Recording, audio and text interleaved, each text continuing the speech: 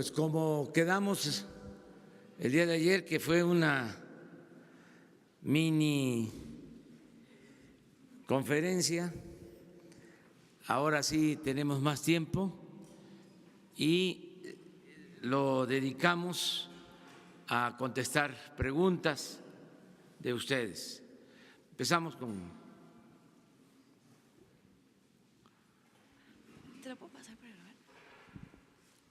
Hola, muy buenos días. Yo soy Juncal Solano y represento el medio de comunicación El Charro Político, un canal.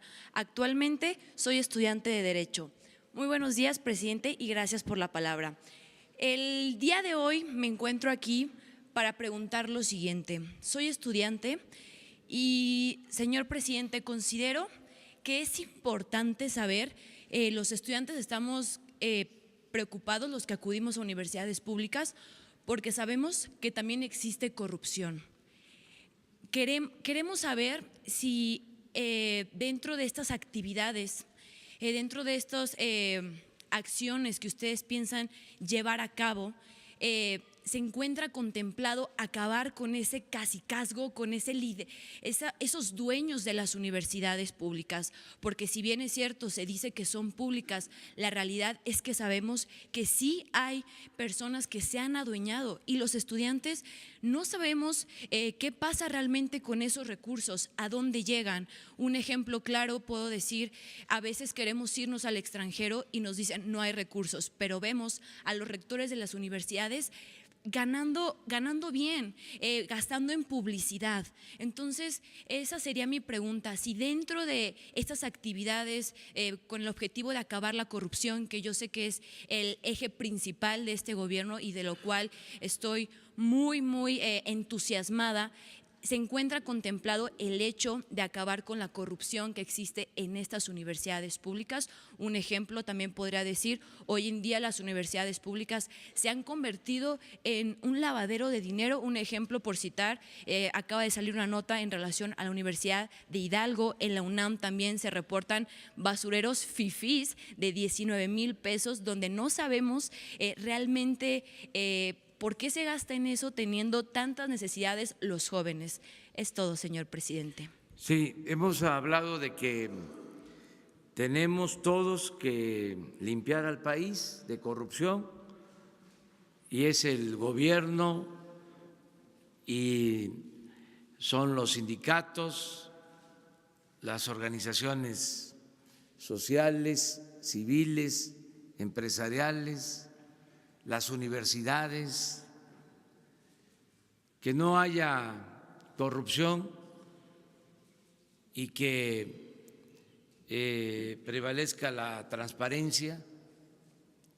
Todo esto lo tenemos que hacer con la participación de todas y de todos y al mismo tiempo siendo respetuosos de las autonomías que no pueden significar cotos de poder, no pueden ser islas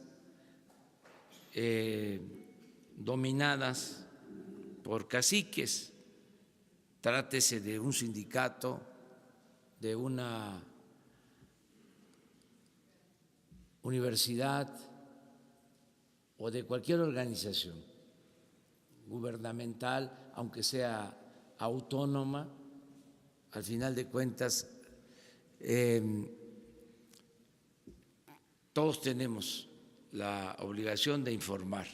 ¿Habrá auditorías para las universidades? Estamos buscando un mecanismo de común acuerdo con las universidades, porque conviene la transparencia, sin que se interprete de que es una injerencia del gobierno y una violación a las autonomías. Nosotros estamos cumpliendo, transfiriendo fondos, entregando los recursos a las universidades. Hay en efecto quejas de que pueden recibir más recursos. Hay universidades con influencia política, incluso vinculadas a partidos y las comisiones de educación en el Congreso, manejadas por representantes de universidades, diputados o senadores, pero al mismo tiempo exrectores o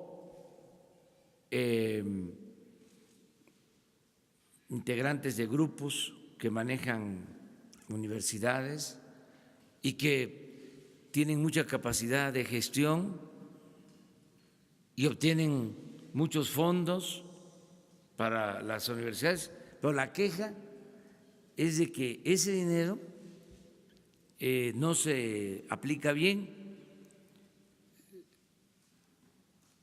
Ya conocemos todo lo que sucedió con la famosa estafa maestra y los maestros de asignatura de las universidades están muy mal pagados.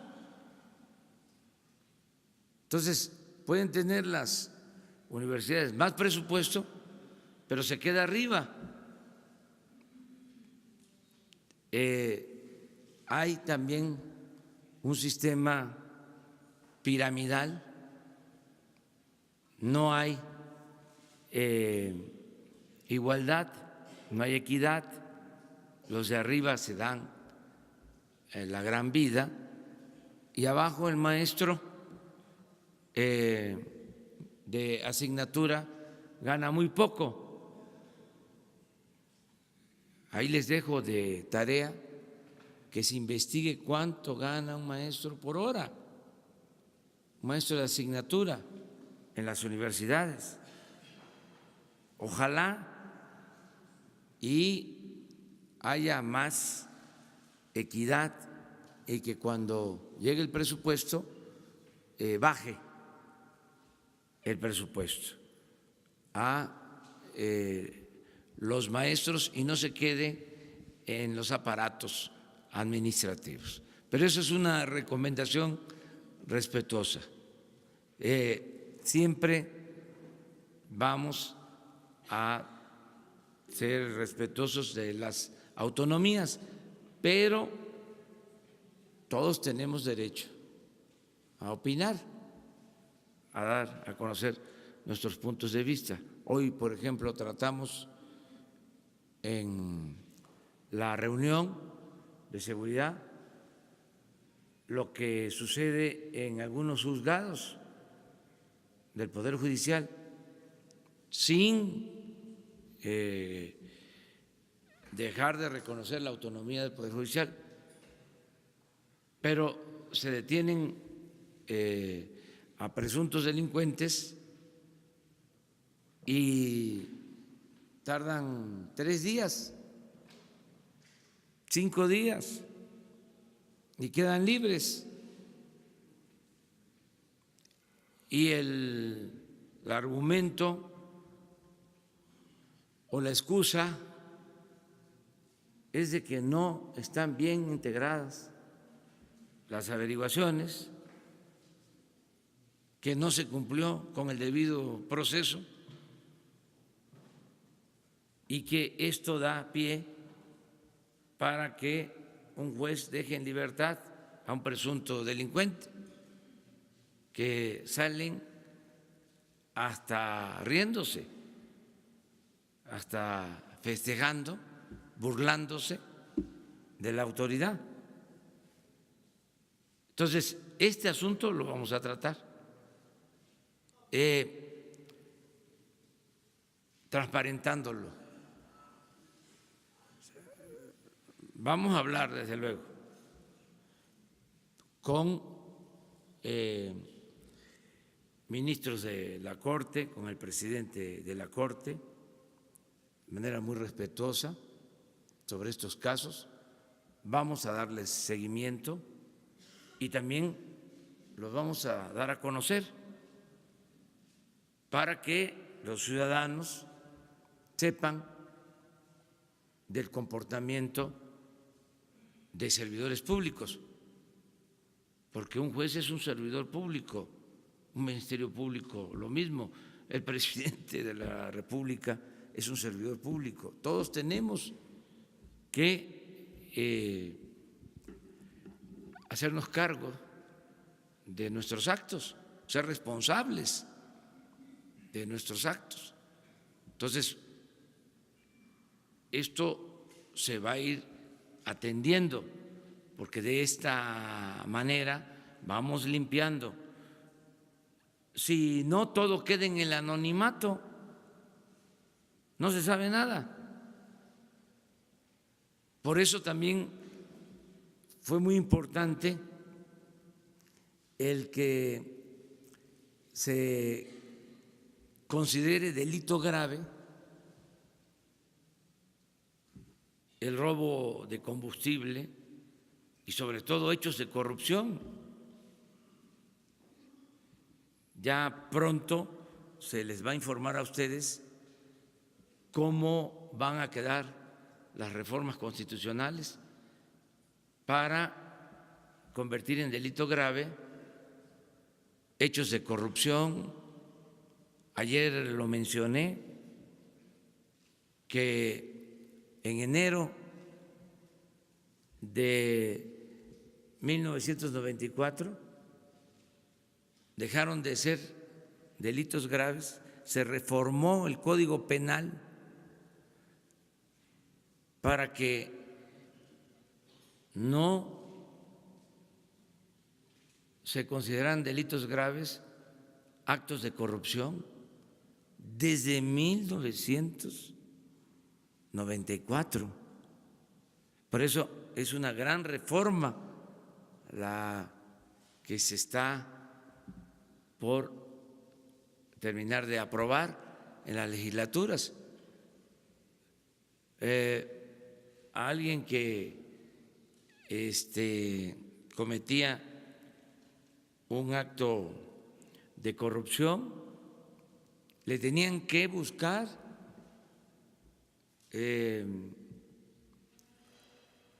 alguna relación con lavado de dinero, porque los hechos de corrupción no se consideraban delito grave y podían salir bajo fianza. En cambio, el lavado de dinero sí era delito grave y no salían bajo fianza. Entonces, por eso a muchos de los que tienen en la cárcel o están en la cárcel por corrupción se les está también acusando de delito grave. Si no, no estarían. Entonces, todo esto se hizo de manera deliberada, que no me vengan con el cuento de que fue una reforma legal casual o apegada a las nuevas concepciones del derecho. No, todo fue concebido para proteger a corruptos. Yo comentaba en una ocasión que habían legisladores famosos, abogados, que siempre se oponían a reformas para castigar el influyentismo y nunca se hicieron modificaciones al marco legal. Pero bueno, ya nos desviamos, pero es interesante el tema. Presidente de México, buenos días. Carlos Pozos, de Líderes Mexicanos y Petróleo y Energía. Presidente, usted como el primer mandatario de la izquierda mexicana en el poder, a 101 días de su mandato, ¿considera usted que ha demostrado que no es un peligro para México? Y en ese sentido, si podría usted ahora convocar y firmar un acuerdo nacional con las fuerzas de la sociedad para hacer de la honestidad una forma de vida y de gobierno. Bueno, yo creo que estamos gobernando para todos, ayer lo dije. Les recuerdo lo que me comentó un migrante durante la campaña en San Quintín, Baja California, un adulto mayor, un migrante poblano que vive en San Quintín, terminó un acto y me buscó. En la multitud estaba yo despidiéndome hasta que me encontró y me dice, así como el presidente Juárez separó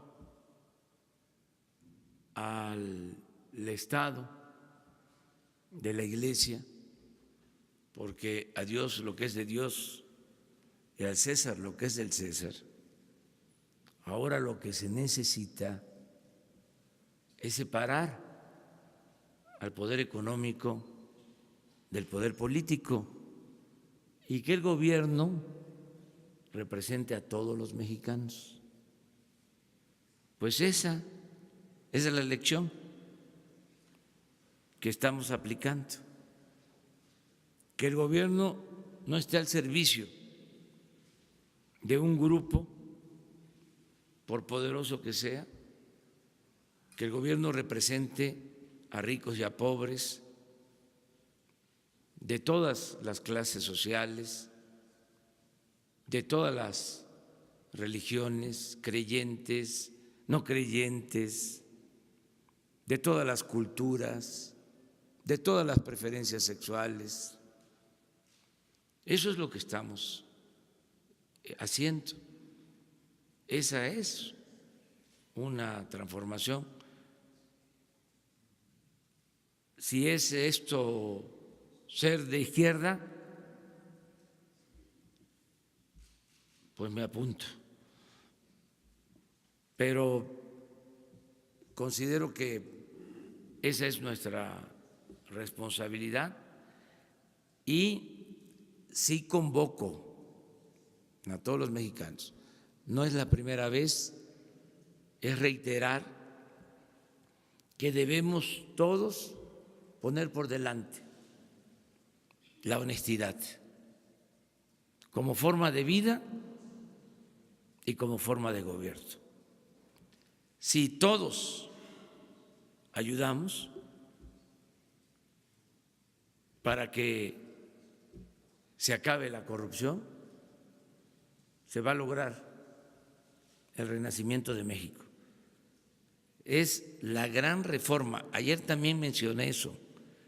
Hasta para propósitos económicos, porque siempre se habla, ¿y cuál es el modelo económico? Y lo que dije ayer, vamos a demostrar que si no hay corrupción, hay crecimiento económico. El modelo que se está llevando a la práctica con el nuevo gobierno va a dar resultados en México y va a ser ejemplo mundial porque toma como punto de partida el acabar con la corrupción, el que haya honestidad, con el agregado de la austeridad republicana. Porque ningún modelo económico funciona con corrupción. Esa es la enseñanza mayor. Si hay corrupción, no hay crecimiento, ni siquiera crecimiento, mucho menos desarrollo. Entonces, lo que vamos a demostrar es que sin corrupción se pueden liberar muchos fondos para el desarrollo, puede haber bienestar y puede haber paz y tranquilidad. Una segunda pregunta, presidente. Ante la ola de críticas en contra de las conferencias de prensa llamadas mañaneras, ¿qué autoevaluación hace usted como presidente en ejercicio y a este ejercicio periodístico? Bueno, ya les agradecí ayer y pues no tenemos por qué tener la piel tan delgada, tan sensible. Hay que aceptar las críticas, los cuestionamientos y al mismo tiempo también saber que mucha gente está pendiente de estas conferencias. Muchos, pero no voy a presumir. Y es por ustedes y por nosotros, es por los que nos reunimos aquí a tratar estos temas. Tenemos ventajas. Ustedes, porque pueden preguntar abiertamente, sin censura. Y yo tengo la ventaja de que, como soy presidente, cuento con bastante información. Siempre tengo cosas que decir. Entonces, no son lugares comunes, refritos, siempre hay algo nuevo. Sí, me repito, pero no tanto. Me tengo que repetir porque tengo que estar reafirmando ciertos criterios y principios. Yo siempre sostengo que un escritor no debe de repetirse, pero un dirigente político sí, porque es parte del trabajo de concientización que se tiene que ir haciendo. Los dos. Presidente, buenos días. Misael Zavala del Universal. Hoy en la portada del periódico El Universal llevamos una información de que según la Secretaría del Bienestar van a desapareció el presupuesto para 5,000 comedores comunitarios que antes eran de la Sede Sol, ahora Secretaría de Bienestar, y que formaban parte de la Cruzada Nacional contra el Hambre. Sí desaparece este presupuesto, eran más de 3,000 millones de pesos para los comedores comunitarios y además la semana pasada, esta semana se dio a conocer la desaparición de un autobús que viajaba hacia Reynosa en Tamaulipas. ¿Qué información le han proporcionado por parte de la Secretaría de Seguridad Pública? El gobernador Cabeza de Vaca ayer decía que ese autobús iba custodiado por la Policía Federal, pero el secretario Durazo dice que no. ¿Qué pasa con este caso? Gracias. Bueno, acerca de los programas sociales se está haciendo una revisión.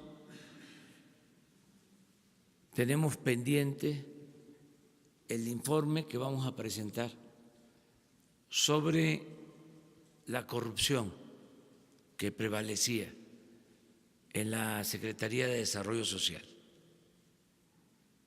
con programas supuestamente dirigidos a la gente que no llegaban o que los recursos no llegaban completos.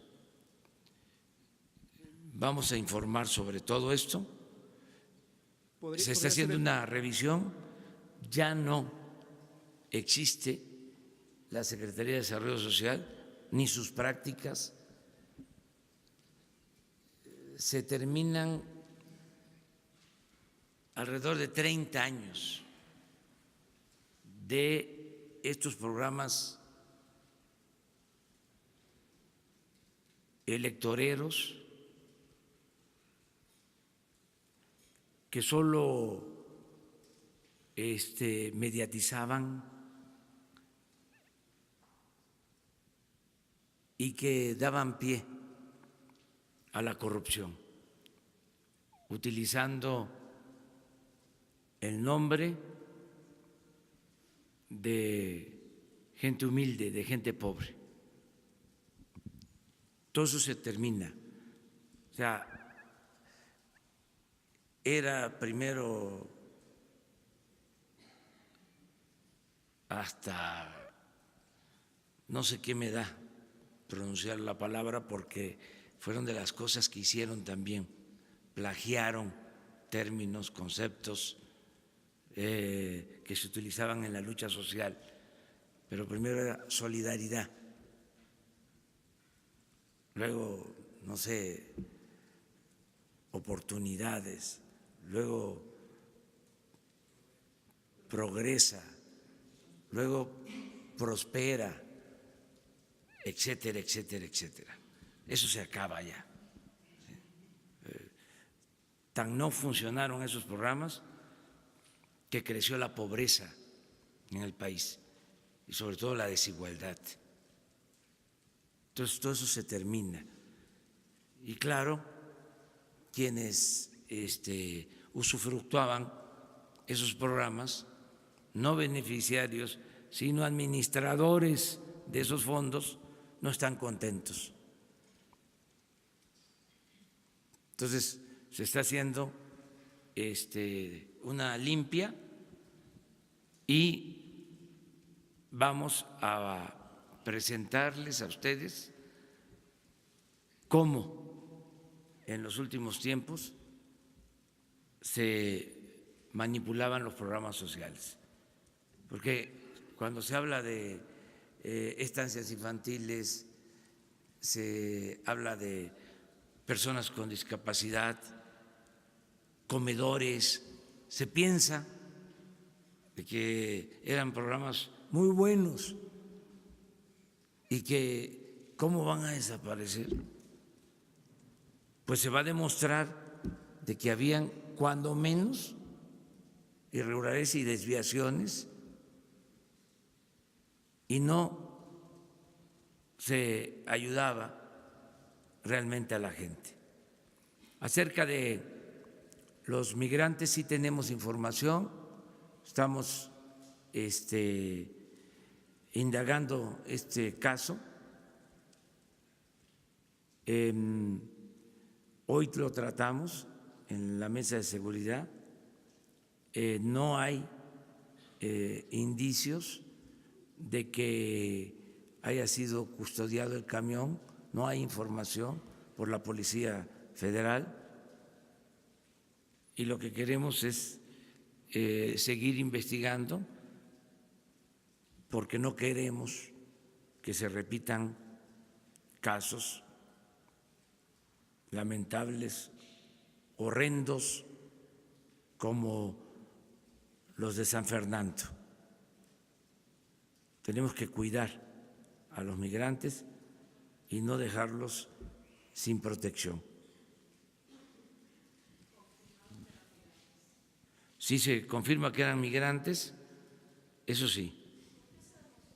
¿Qué se supo hasta el domingo de esta desaparición? Ya pasaron varios días. Se tiene información desde hace algún tiempo y se está investigando. Hoy se presentó un informe sobre este tema, por eso puedo contestarles. Siempre investigamos y estamos atentos, no ocultamos información.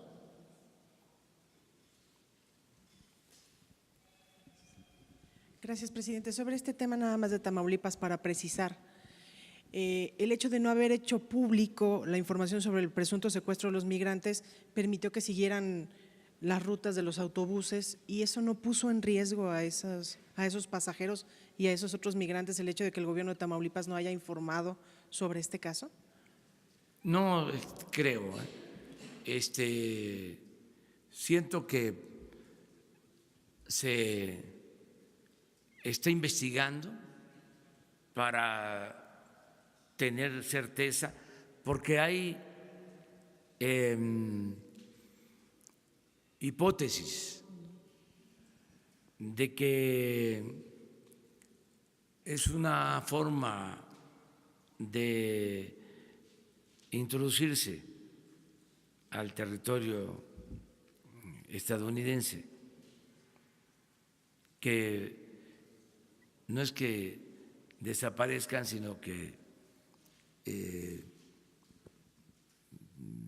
cruzan así la frontera. Ya van 2 casos parecidos. ¿En este gobierno? Sí, sí, por eso estamos investigando a fondo. O sea, esa es la instrucción. Estamos revisando, pero no tenemos indicios de que hayan desaparecido.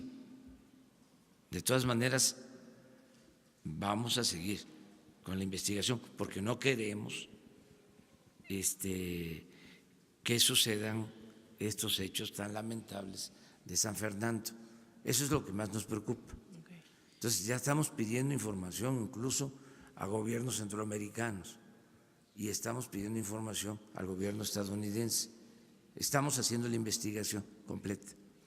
Bien, presidente, en el tema de los jueces, ¿ustedes tienen detectado si es ineficacia de los juzgadores, corrupción, les vale? ¿Qué tan responsable es el Poder Judicial del clima de impunidad que está viviendo el país? Y si van a implementar algún mecanismo formal, más allá de acusarlos con los ministros, si van a poner alguna queja formal ante la judicatura en contra de estos jueces, ¿qué van a hacer? Sí, vamos a tratar el tema. Mañana tenemos en la reunión de seguridad este asunto en la mesa.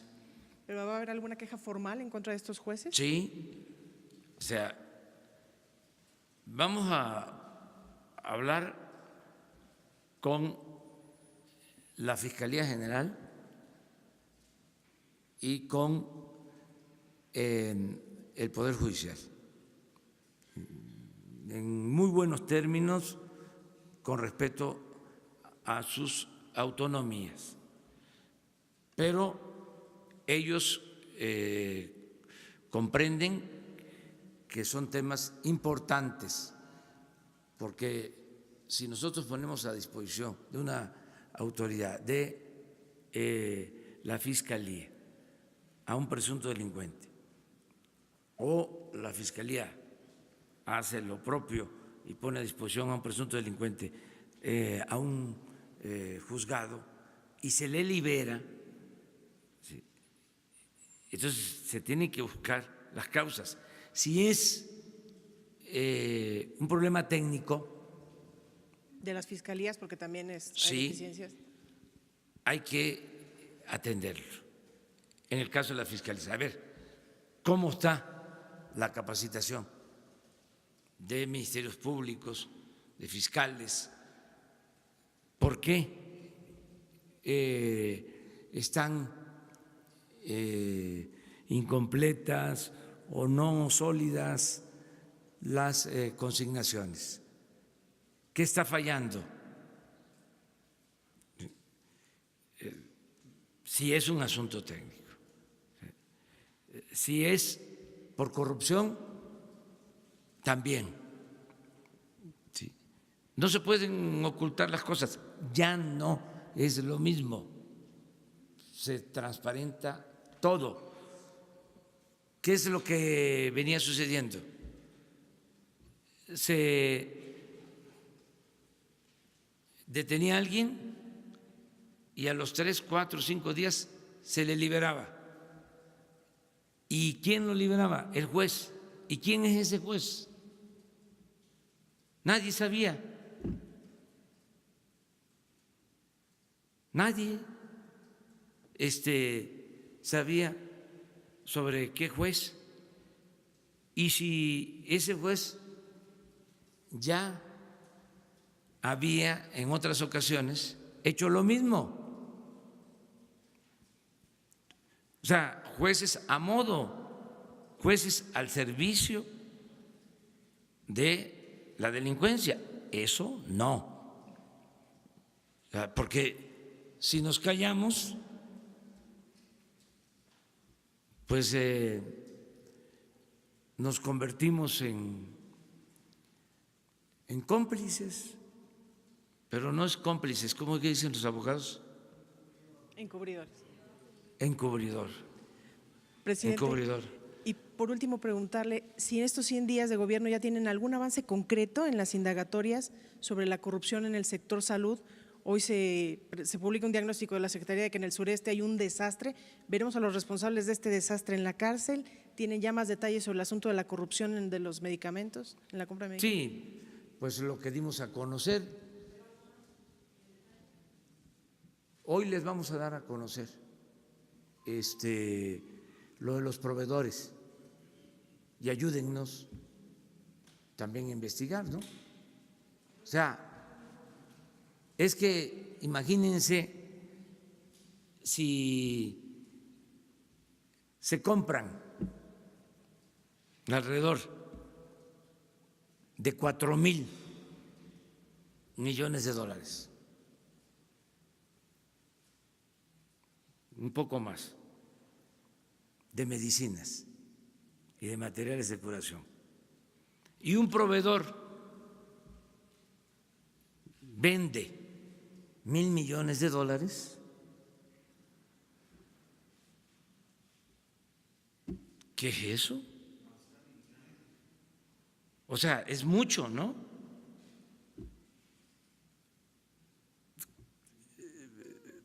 Puede ser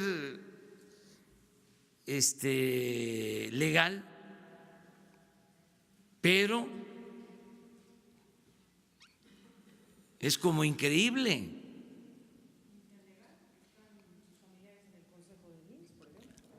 No, pero ese no. No. Eso que ustedes publican, porque estoy pendiente, no de lo que ustedes publican, de todos, lo que ustedes publican. O sea, es mi trabajo informarme.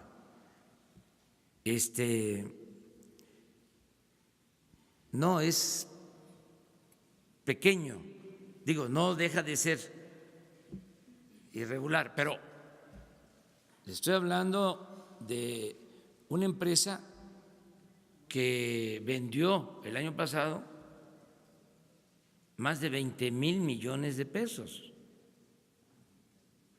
Una empresa. Ayer lo comentaba, 3 empresas le vendieron al Seguro y al ISSSTE 36,000 millones de pesos. 3. Muy concentrado todo. Entonces, de una vez lo adelanto. No solo van a hacer compras compactas, no solo se va a buscar que se compren todos los medicamentos de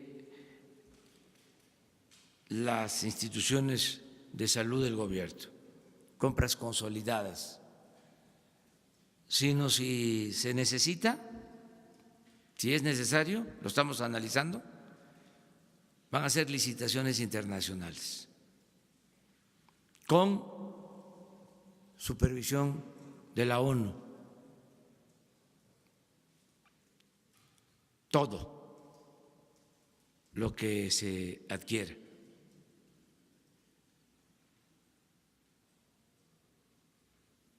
Porque es mucho lo que se pierde, se fuga en todo lo que es el sector salud.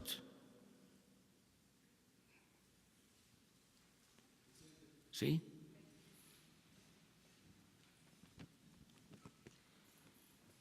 Muy buenos días, señor presidente. Andrés Manuel López Obrador, me llamo Pati Estrada, mexicana, con más de 20 años de periodista en Estados Unidos, en diferentes medios de comunicación. Represento hoy el show de Alex, el genio Lucas, que se transmite en 90 ciudades del país, y del periódico de Dallas Digital, Hoy Dallas. Y bueno, estas son mis preguntas. Usted nos ha dicho a los periodistas que hagamos nuestra tarea y yo hice mi tarea y aquí vengo. En el tema de protección, le comento que fui testigo presencial de la ejecución del mexicano Edgar Tamayo en el 2014. Fue ejecutado por el asesinato de un policía en Texas. Edgar Tamayo le comentó a la periodista Patricia Giovini, que escribió el libro Protocolo de la Muerte, que ella narra pues las historias de todos los sentenciados a muerte en las cárceles de Estados Unidos. A 5 días de su ejecución, esto es lo que le dijo Edgar Tamayo a Patricia Giovini: te platico que el consulado me va a traer a mis hermanos. No los he visto, pero me los traen cuando ya me van a quitar la vida. ¿Por qué nunca nos escuchan antes de tener una fecha de ejecución? Y luego lo hacen cuando tienen a los periodistas encima para pararse el cuello. No soy el único con quejas en contra del consulado en Houston. El gobierno mexicano debería hacer una investigación. Por ejemplo, siempre me niegan ver una copia del reporte en el que le dicen a la Secretaría de Relaciones Exteriores lo que hace por nosotros, de nuestra situación aquí en el corredor de la muerte. Se los he pedido y me ignoran. Entonces pienso, ¿qué pueden estar diciendo en este reporte? Muchas mentiras. Eso es lo que escribió Edgar Tamayo a la periodista Giovini. Entonces mi pregunta es, ¿usted cree que sea posible que el consulado mexicano, la red consular, a través del Departamento de Protección, conceda esos informes sobre lo que hacen los cónsules de protección a los presos en cárceles en Estados Unidos, sobre todo en los sentenciados a muerte, no solo en el caso de Tamayo, sino en otros casos? Otra pregunta, señor presidente, es en el área de documentación. Muchas personas nos llaman y nos dicen que llaman al número de Mexitel, 1877 Mexitel, para hacer su cita, para tramitar pasaporte o para tramitar matrícula consular. Siempre están agotadas las citas, batalla la gente, tiene emergencias que viajar, tienen que sacar un permiso vehicular, pasaporte o matrícula. Entonces, ¿qué pasa? Yo hice una llamada y resulta que me entero que hay consulados en donde a un lado, donde sacan copias, por ejemplo, venden las citas para Mexitel para tramitar pasaporte o tramitar matrículas. Por ejemplo, se anuncian en las redes sociales como Facebook y dice: yo tengo 40 citas para trámites de pasaporte y matrículas mexicanas. Para mayor información, comunícate conmigo. Yo no sé si la gente que supervisa Mexitel tiene conocimiento de esto, de que hay coyotaje, que alguien acapara en un servicio que debe ser gratis, pues ya los connacionales tienen que estar pagando hasta $20, $30 y sobre todo la tediosidad de tener que esperar cuando tienen alguna emergencia. Esa es otra pregunta, esa es otra sugerencia, si es posible que se investigue esta situación en Mexitel, señor presidente. Y acerca de que usted tiene la intención de convertir los consulados en defensorías o procuradurías, hice mi tarea. Le comento que en el condado Harris, en Houston, hay un comisionado que se llama Rodney Ellis. El comisionado Ellis tiene un programa piloto que se llama Estrategia de Defensoría del Migrante. Es un programa para ayudar a defensa legal de migrantes. La ciudad de Houston tiene una gran cantidad de migrantes. De hecho, hay 90 consulados de todo el mundo en Houston. Entonces, esto se lo menciono por si le interesa estudiar una coalición con este comisionado y ayudar en su plan que tiene de defensorías. Ahora bien, lo que hace el comisionado Ellis es para defensorías de migrantes en el tema de legal de cuestiones o delitos estatales o locales. Sin embargo, de ahí se podría proyectar a tema de defensoría en cuestiones federales, como es el tema de migración, y de una manera coordinar las acciones jurídicas de defensa del migrante con abogados mexicanos en este caso y con abogados estadounidenses para que formen esta coalición y se lleve a cabo su propuesta de defensoría del migrante, que sería muy oportuna. Le manda un saludo a la comunidad mexicana, señor presidente. Muy bien, Gracias. Tu preocupación por la defensa de los migrantes y que funcionen adecuadamente los consulados, en eso estamos. Tu planteamiento ha sido registrado, copiado y lo vamos a entregar yo personalmente al secretario de Relaciones Exteriores, a Marcelo Ebrard. Estamos precisamente presentando al Senado a los nuevos cónsules en Estados Unidos. Son 50 consulados y queremos que protejan a los mexicanos, a los 24 millones de mexicanos que viven, trabajan en Estados Unidos. Estamos buscando también, por lo mismo, que los consulados se conviertan, digo siempre, en una especie o algo parecido, matizo, para que los formalistas no refuten diciendo que eso no es posible, pero lo que queremos en la práctica, en los hechos, es que los consulados sean como procuradurías de la defensa de nuestros paisanos migrantes. Ese es el enfoque que queremos darle y lo vamos a seguir haciendo, defendiendo derechos humanos, aunque se trate de sentenciados a muerte. Nosotros tenemos la obligación política, moral, de atenderlos, de protegerlos, de defenderlos. Nosotros no estamos a favor de la pena de muerte. Si en Estados Unidos está establecido este severísimo castigo, nosotros siempre vamos a defender la vida de los seres humanos. Inclusive la diplomacia mexicana ha acudido a organismos internacionales siempre para proteger a condenados a muerte en Estados Unidos. Y han habido sentencias a favor de condenados a muerte. En algunos casos no se han cumplido con recomendaciones de organismos internacionales. Nosotros vamos a estar muy pendientes porque somos respetuosos de las leyes, de la soberanía de otros países, pero al mismo tiempo somos un país libre, independiente y también soberano. Entonces, hay con el gobierno de Estados Unidos una relación de mucho respeto.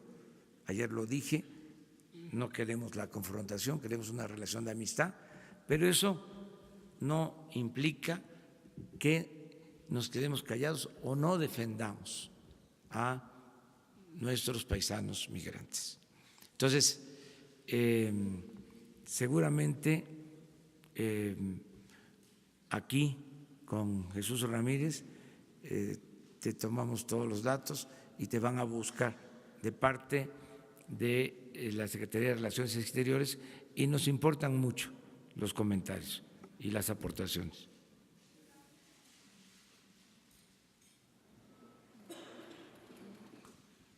Gracias, señor presidente. Buenos días. Carlos Montesinos de la Hoguera. Hablando del tema de defensa de la vida, el domingo, después de su evento en Puebla, integrantes del Frente Nacional por la Familia comentaron que recibieron su apoyo, por lo menos de palabra, para impedir avances en leyes que permitan la interrupción del embarazo. Primero, si es verdad que esto sucedió, que sí les expresó su apoyo. Y segundo, ya usted mencionó que este tema y otros más controversiales serán llevados a consulta.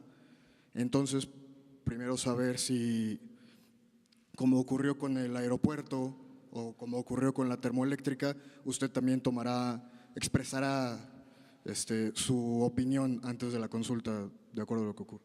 Muchas gracias. Sí, miren, en este caso me reservo la opinión porque no quiero polemizar, no quiero tomar partido. Ya hablé de que represento a todos los mexicanos y a todos les debo respeto. Entonces, por lo pronto, no me meto.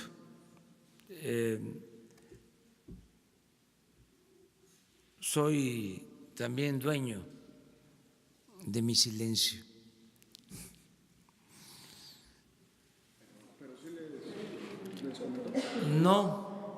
No, porque no me estoy metiendo en el tema. O sea, sencillamente no opino sobre esto porque no quiero contribuir a una confrontación. Soy respetuoso de las libertades, que todo mundo se manifieste, pero que en este caso me permitan mantenerme al margen. Si después el caso lo amerita, pues entonces veríamos la forma de atenderlo. Y siempre cuando hay discrepancias, lo mejor es la democracia. Pero ahora tenemos una encomienda que es la que me está demandando todo mi tiempo, toda mi imaginación, mi conocimiento, mi trabajo: acabar con la corrupción en México. Eso es lo que me mantiene preocupado y ocupado. Me ocupo de otras cosas, desde luego, pero estoy dedicado a eso, porque considero desde hace tiempo, no de ahora, puedo probar que lo escribí en un libro hace 30 años. Tengo un relato sobre el daño que causa la corrupción. He escrito sobre eso. Conozco lo que decía, por ejemplo, Daniel Cosío Villegas sobre la corrupción. ese gran escritor, uno de los mejores historiadores de México.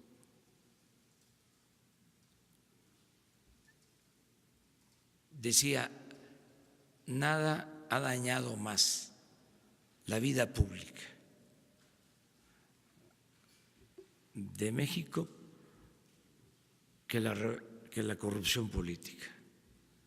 Decía una cosa interesantísima, decía, la corrupción política es la causa principal, la corrupción es la causa principal de la desigualdad.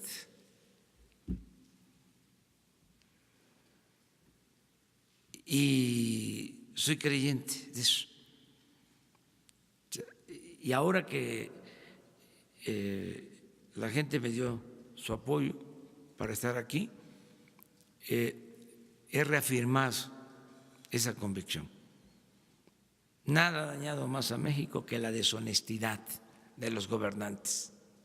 Y esa es la causa principal de la pobreza, de la desigualdad, de la inseguridad, de la violencia. Por eso le tengo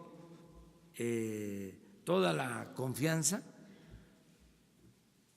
a que si desterramos la corrupción, México va a resurgir. Por eso también no me puedo meter en muchos temas.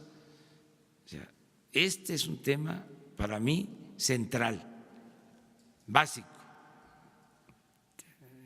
Ese es mi tema principal. ¿Los dos?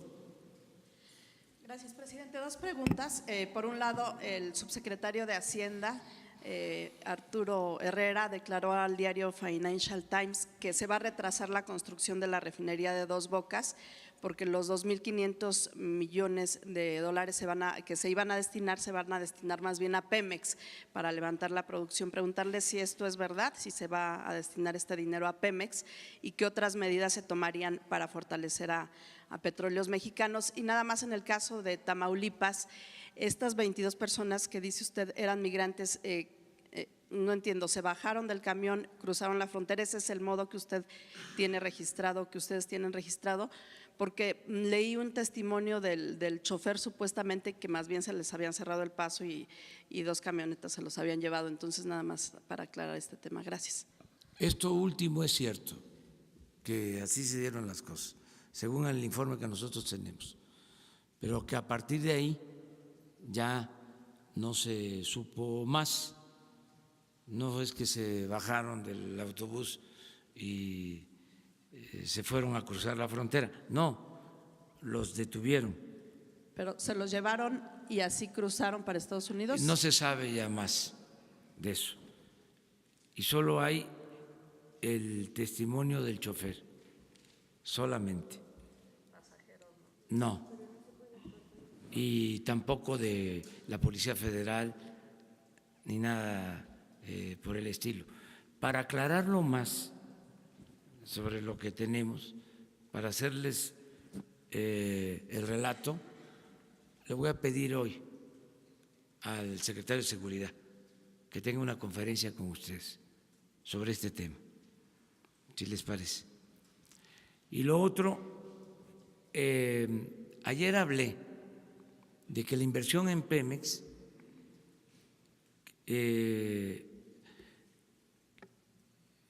crece en 40%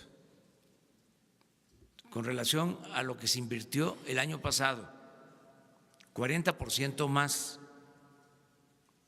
Y en el caso de la Comisión Federal de Electricidad, también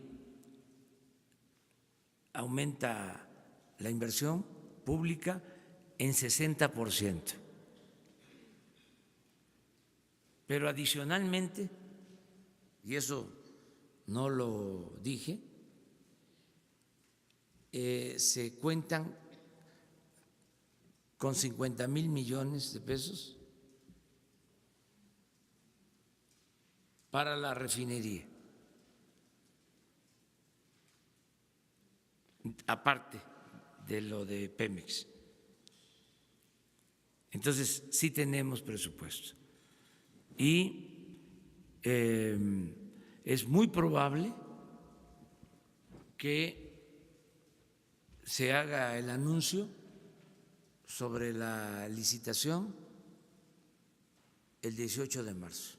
No hay retraso. No, estamos muy bien y se va a construir la refinería. Se va a terminar en 3 años, como se contempló, y va a costar de 6 a 8 mil millones de dólares. ¿Habrían nuevas medidas para petróleos mexicanos? Sí, es que adicionales. Tienen presupuesto suficiente, pero no solo hay presupuesto suficiente en Pemex, sino que nos va a rendir más porque se están logrando ahorros en las contrataciones de obra en Pemex, ahorros hasta del 30% en perforación de pozos y en servicios de mantenimiento. Vamos a hacer un informe el día 18 de marzo sobre la situación de Pemex. Gracias. Buenos días, señor presidente. Alejandro Lelo de la Rea. Sobre lo que comentaba de los jueces, está el Consejo de la Judicatura Federal. El Consejo tiene 7 integrantes. Este año renueva 6 de los integrantes, 3 los propone o los designa la Corte, 2 el Senado de la República y 1 usted. ¿Cuál sería el perfil y el encargo que le haría a ese comisionado consejero de la Judicatura, el que usted propusiera para que precisamente tratara de controlar? El Consejo tiene atribuciones de nombramiento de jueces, de sanción, de adscripción e incluso de remoción. ¿Cuál sería ese encargo que le haría? La segunda pregunta, presidente. En el 28 de enero incautaron unas embarcaciones en Dos Bocas porque traían huachicol. Se presume que también estas embarcaciones pertenecen a empresas, y no solo estas, sino otras que hacen alguna especie de trampa para obtener la bandera mexicana y hacer cabotaje. Eso lo denuncia la Cámara Nacional de la Industria de la Transportación Marítima. Esta bandera la entrega la Secretaría de Economía.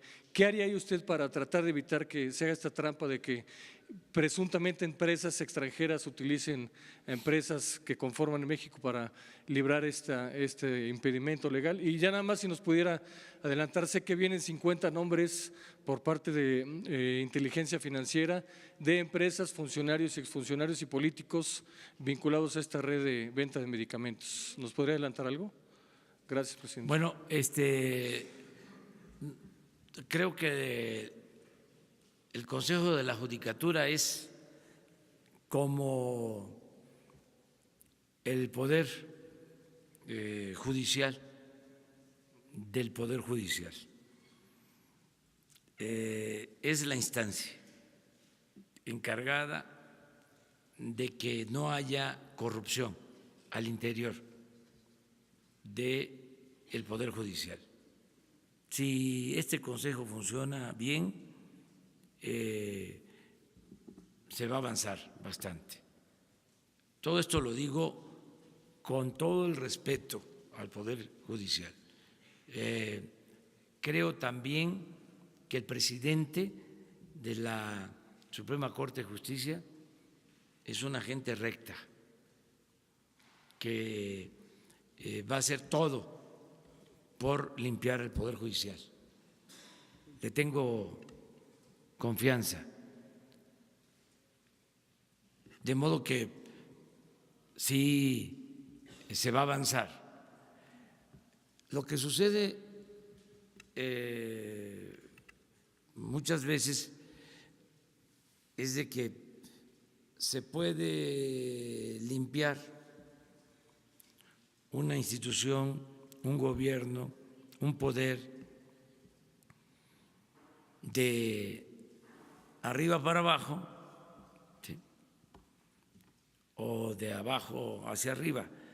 Yo soy partidario, en el caso del Poder Ejecutivo, de que debe de limpiarse como se está haciendo, de arriba para abajo, como se barren las escaleras. Pero lleva tiempo.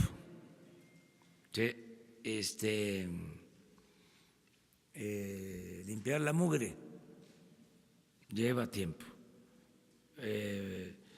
Hay que estar pendientes, por ejemplo, en el caso del Poder Ejecutivo, de que no haya reciclaje.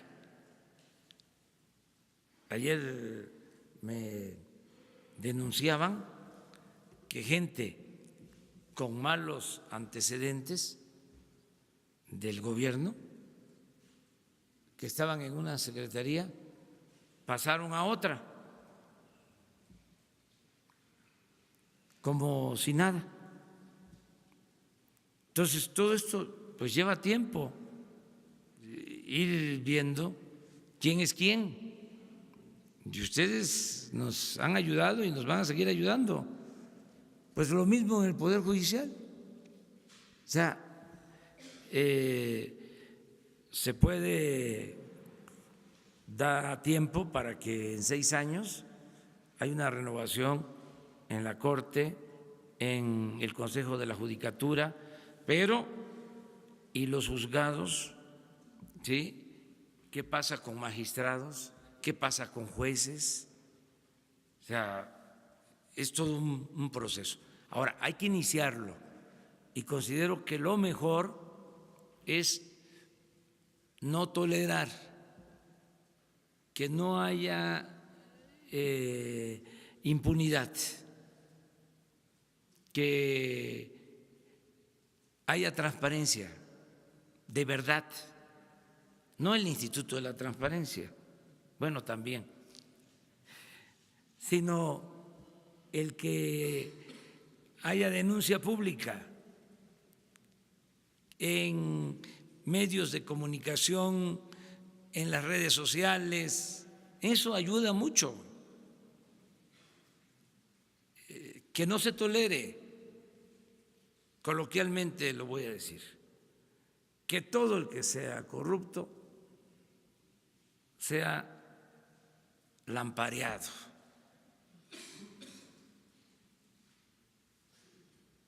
Señalado. Desde luego, cuando hay pruebas, cuando hay elementos. No callarnos. Es que antes robaban y no perdían ni siquiera su respetabilidad. Hasta se les decía a los hijos: estudia para cuando seas grande, seas como don fulano, un reverendo ladrón. Eran ejemplo a seguir. Entonces, eso tiene que terminar. Nada de que el que no tranza no avanza. No. Si eres tranza, eres mal visto. Y no solo te afectas tú y afectas a la sociedad, afectas a tu familia, afectas a tus hijos.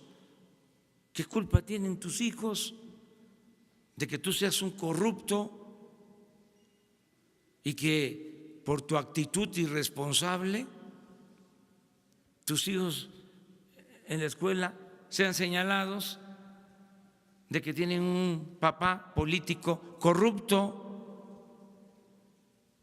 ¿Qué derecho tienes a afectar a tus hijos, a marcar a tus hijos?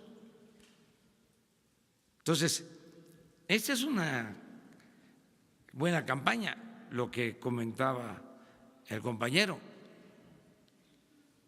el pacto verdadero, el que todos pongamos por delante la honestidad como forma de vida y como forma de gobierno. Si logramos eso, México se va a transformar y hacia allá vamos. La Secretaría de Marina nos está ayudando en todo lo de las embarcaciones piratas. incluso van a tener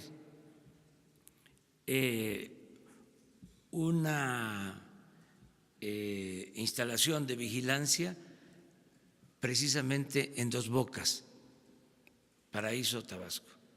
Ahí van a tener una comandancia para el cuidado de toda la costa del Golfo de México, en esa parte de Tabasco y Campeche, en donde se están vandalizando plataformas, y hay también huachicol en el petróleo crudo, en fuga de petróleo crudo, que tampoco es nuevo. Estamos ahora teniendo ya más control sobre el petróleo que se extrae, sobre la contabilidad, porque sí hay también mercado negro en petróleo crudo. O sea, y estamos atendiendo este asunto. Dos más. Lo que le decía de la Secretaría de Economía, que crean empresas, empresas extranjeras crean una mexicana, entre comillas, para poder sortear este impedimento del abanderamiento y poder hacer cabotaje. Sí. ¿Eso la Secretaría de Economía puede llevar algún control? Sí, la Secretaría de Economía y Marina. Los dos. Sí, básicamente. Dos más, ¿no? Ustedes dos. Dos más. Gracias, señor presidente. José Hernández de Escuanto. Nos acaba de dar el dato de los 50,000 millones de pesos para la refinería de Dos Bocas, para preguntarle si se aplicarían este año esos 50,000 millones de pesos y si ya estaría la ONU para revisar todas las licitaciones y todo esto. Gracias. Sí, así va a ser. Se convoca y ya la ONU tiene que participar. En eso estamos, en esos trámites. Y estamos avanzando. Lo primero es el relleno del terreno. Y al mismo tiempo se están haciendo las bases para la licitación de las empresas que van a participar sobre esto. Pero les vamos a informar más. Sí. La idea es que se avance, porque son 3 años. Ayer lo comenté, no vamos a dejar obras en proceso.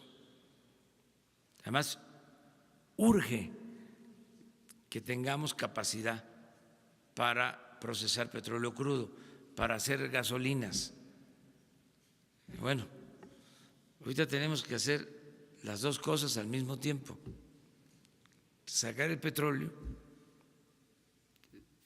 que nos hace falta, porque se llegó al extremo de comprar petróleo crudo para las refinerías. Entonces, calculamos que el año próximo ya vamos a tener más petróleo, el año próximo. Pensamos que a finales de este año ya los nuevos pozos petroleros van a estar produciendo. Entonces va a empezar a aumentar la producción para tener la materia prima. Por eso en 3 años que tengamos la refinería vamos a contar con el petróleo suficiente.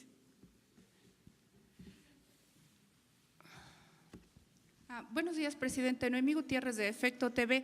Preguntarle, en noviembre del año pasado presentó su plan de seguridad. Ahí hablaba de que iba a haber desarme de grupos delincuenciales, a ver si ya se dio este desarme, y también planteó una amnistía para delincuentes. ¿Esto aún se va a aplicar? Porque ayer dijo que aún la ciudadanía está en indefensión. Y también preguntarle del caso de Tamaulipas. Dijo que también hay 2 casos más que tiene registrado el gobierno. ¿De cuántas personas estamos hablando de que pudieran haber estado en una situación similar? Gracias. Hoy se los explica Alfonso Durazo, sobre los dos casos de migrantes y lo que estamos haciendo. ¿Qué otra cosa me preguntaste?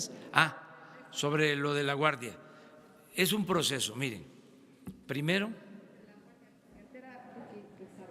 era sobre el desarme de grupos delincuenciales. Sí, Eso lo planteó el año pasado, y también de la amnistía acotada para delincuentes. Sí, es un plan de seguridad. Pero lo primero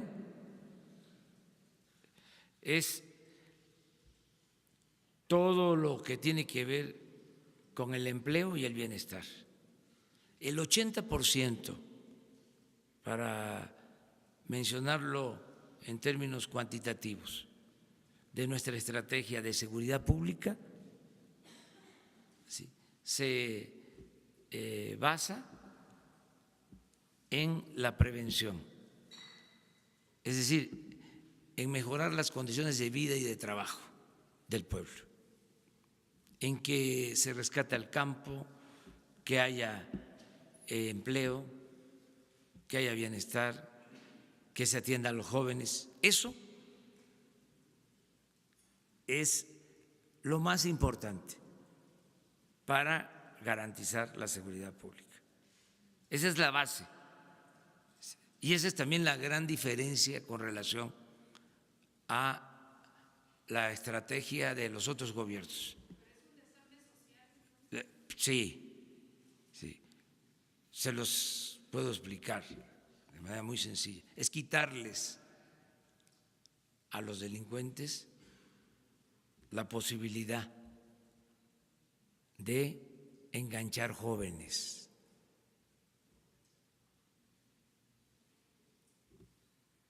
O sea, es como quitarle a los huachicoleros, a los que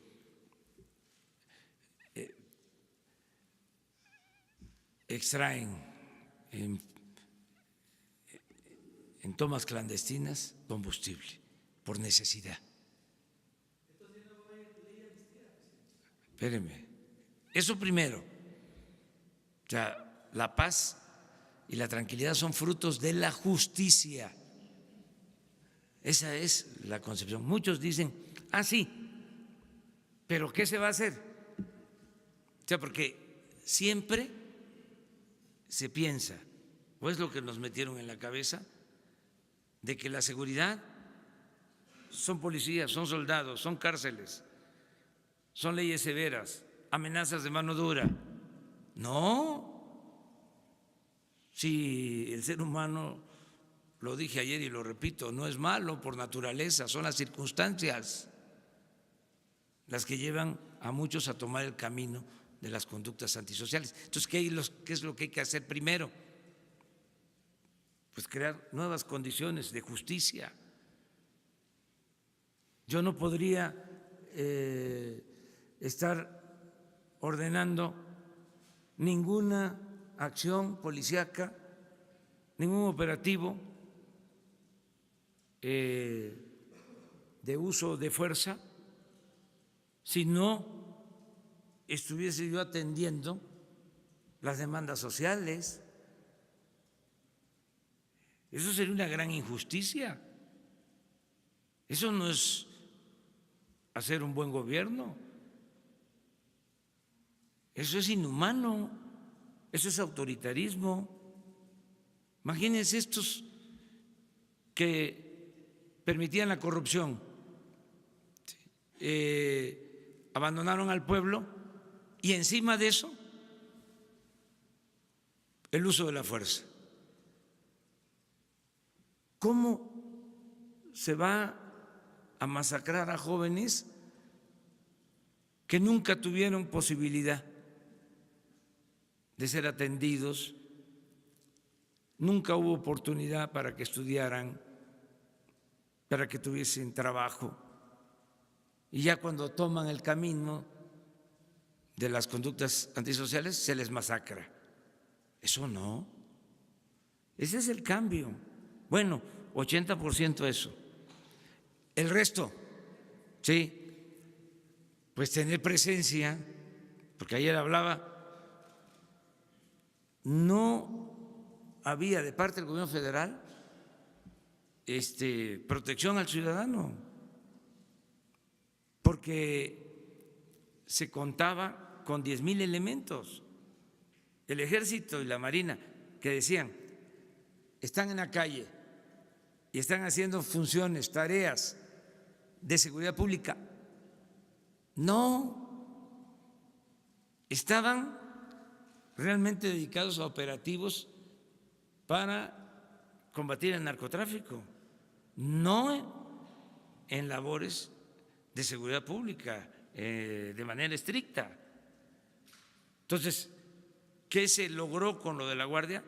Pues ahora sí, el Ejército, la Marina nos van a ayudar a garantizar la paz, la tranquilidad, a que haya seguridad pública. Ese fue un gran avance. Entonces, ese es el siguiente paso, tener presencia, ya no 10,000, sino poder tener 120,000 elementos distribuidos en todo el país. Primero lo social, luego la presencia para garantizar la seguridad pública, que no haya homicidios, que no haya robos, que no haya secuestros. Luego, a ver, vamos a portarnos bien todos, no descartamos revisar lo de consumo de drogas.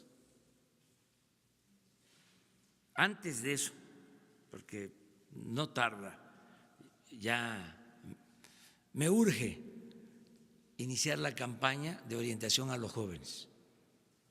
Va a haber una campaña nacional en medios para orientar a los jóvenes a que se le diga no al consumo de drogas por el daño que ocasiona. Porque si aumenta el consumo, se nos complica más. Entonces, tenemos que llevar a cabo una campaña hablando con los jóvenes. Una vez que empiece esa campaña, vamos a dedicar más tiempo de la conferencia diaria a hablar con los jóvenes. O sea, porque a ver, el porqué de la droga, ¿sí? A ver, ¿cuál es la insatisfacción que se tiene para el consumo de la droga? O sea, ¿cómo le hacemos? Vamos a abrir el debate con ellos, con los jóvenes, ¿sí? ¿Qué se necesita? ¿Sí? ¿Por qué escaparse con la droga? Si saben el daño que se ocasiona, por ejemplo, en drogas como el cristal, que destruyen, ¿cuánto tiempo de vida? ¿Por qué ese suicidio? ¿Y qué opciones, qué alternativas, en qué podemos ayudar? ¿Cuál es el daño que se ocasiona? Tratar esto aquí. Yo espero que los mejores creativos de México nos ayuden. Le he pedido a Jesús Ramírez que se prepare esta campaña, que es la que más nos importa. Entonces, son los pasos. Entonces, también, a ver, la revisión del consumo, ¿sí? El debate para ver qué se hace con la marihuana, ¿sí? Los acuerdos con el gobierno de Estados Unidos, que van a hacer ellos para que haya más control en la compra-venta de armas, invitarlos si nosotros emprendemos este plan con los jóvenes de prevención, invitarlos a que hagan lo mismo, porque no solo es reducir el consumo aquí, también allá, porque si no baja el consumo en Estados Unidos, hay más tráfico. Y la posibilidad de la amnistía. Miren, estoy seguro, pero quiero tener todos los elementos, ya estamos trabajando en eso, de que hay mucha gente en las cárceles que no deberían de estar. Hace unos días que se conmemoró el Día de la Mujer, fue mi esposa a un penal de mujeres y platicamos sobre la experiencia. Me dice, hay una señora de más de 80 años en la cárcel. Otra señora joven que lleva 20 años. O sea, todo eso lo tenemos que revisar. ¿Cuánta gente está en la cárcel y lleva tiempo sin sentencia? ¿Cuántos indígenas, campesinos, gente pobre que fue utilizada para el transporte, traslado de droga, como se dice coloquialmente? ¿Cuántos burreros? ¿Qué protección tienen? ¿Qué abogados los defienden? ¿Cómo está la Defensoría de Oficio? No, si tenemos mucho trabajo, es lo que decía Madero, retomando la frase bíblica, el pueblo de México tiene hambre y sed de justicia. Entonces, tenemos que ir avanzando y pedirle a la gente que nos ayuden, que todos nos ayuden, que todos apoyemos, que todos contribuyamos al cambio, a la transformación. Y ahora sí, nos vemos mañana.